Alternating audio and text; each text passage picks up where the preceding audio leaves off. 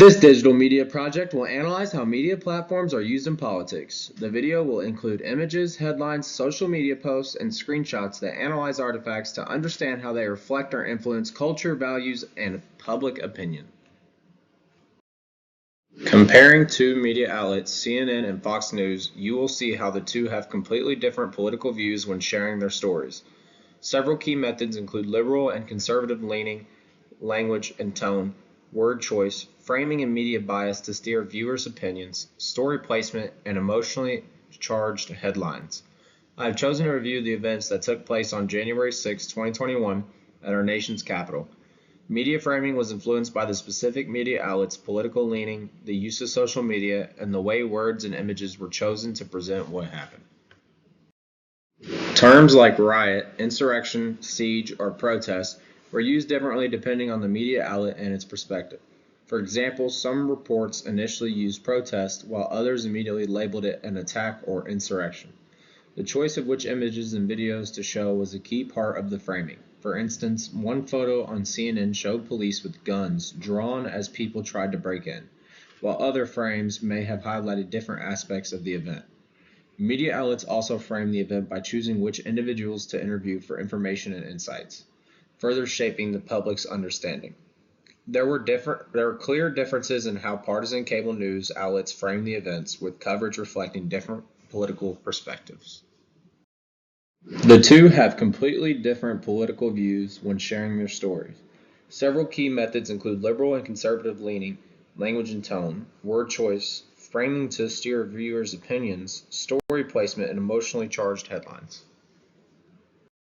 CNN and Fox News exhibited media bias in their coverage of January 6, 2021. Though in different ways, CNN emphasized the event as an attack on democracy, often using terms like insurrection and domestic terror. Fox News downplayed the violence, sometimes referring to it as a protest, and focused on other political narratives. Studies found that these different frames contributed to public polarization regarding the event.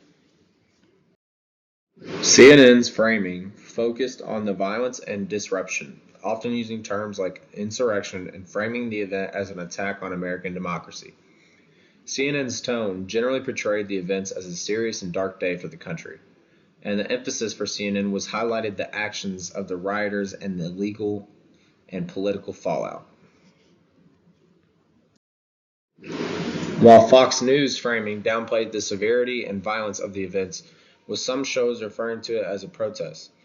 Fox News tone said that some hosts initially sought to minimize the violence, with the network avoiding the term insurrection in some instances.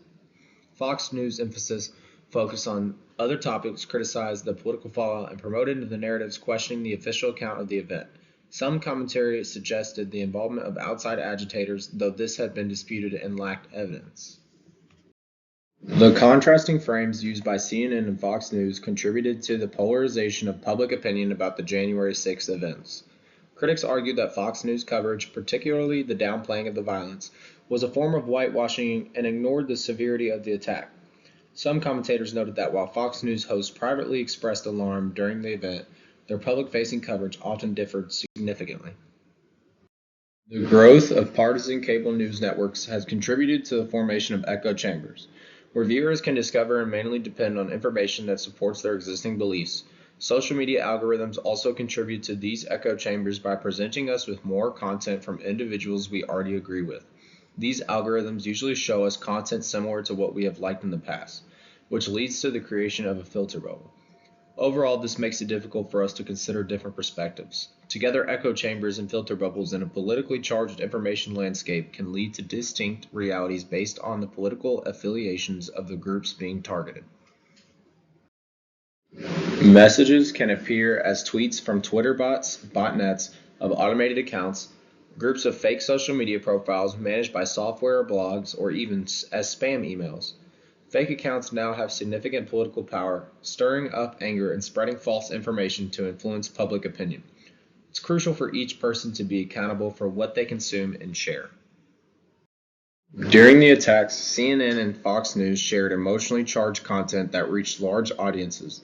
The media outlets acted as a storage space for material by televising YouTube video links, often circulated on other platforms like Facebook and X, which helped rally supporters to travel to Washington, D.C. And here's another example on YouTube. The 6th Committee wants to chat with Sean Hannity. Why? Because as part of its investigation, even more text messages are surfacing that the Fox host was in the very middle of strategy sessions with then President Trump and the White House. More importantly, what Hannity was saying privately was far from the message that he and his network pushed publicly to its viewers, many of whom would march on the Capitol. So on the left side of your screen, you will hear Hannity's words to viewers. On the right, you will see his private text to Trump allies, members of Congress. We report, you decide.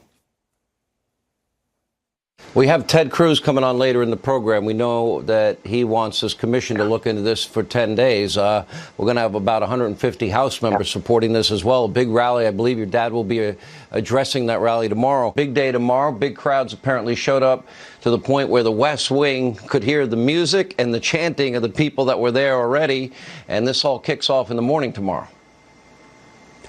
Well, Sean, that's right. And tomorrow is an important day. We have an obligation, I believe, to protect the integrity of the election and to protect the integrity of the democratic system. Journalists should use two main strategies to convey the truth: objectivity and transparency. The objectivity norm is about trying to eliminate personal biases from the news that gets published and being open-minded when considering the information from sources during the gathering phase. Objectivity was not shown during the January 6 reports by CNN or Fox News. Being transparent in how information is gathered and shared means showing the audience the process behind the news creation. Sometimes this even involves inviting audience members to participate in reporting real news stories. Transparency is more than just presenting multiple extreme viewpoints on a topic and calling it fair. Again, during the January 6 headlines and reports by CNN and Fox News, transparency was not shown. More than ever, broadcast and online outlets demonstrate both liberal and conservative media bias in their reporting, with the tendency to report news in a prejudiced style.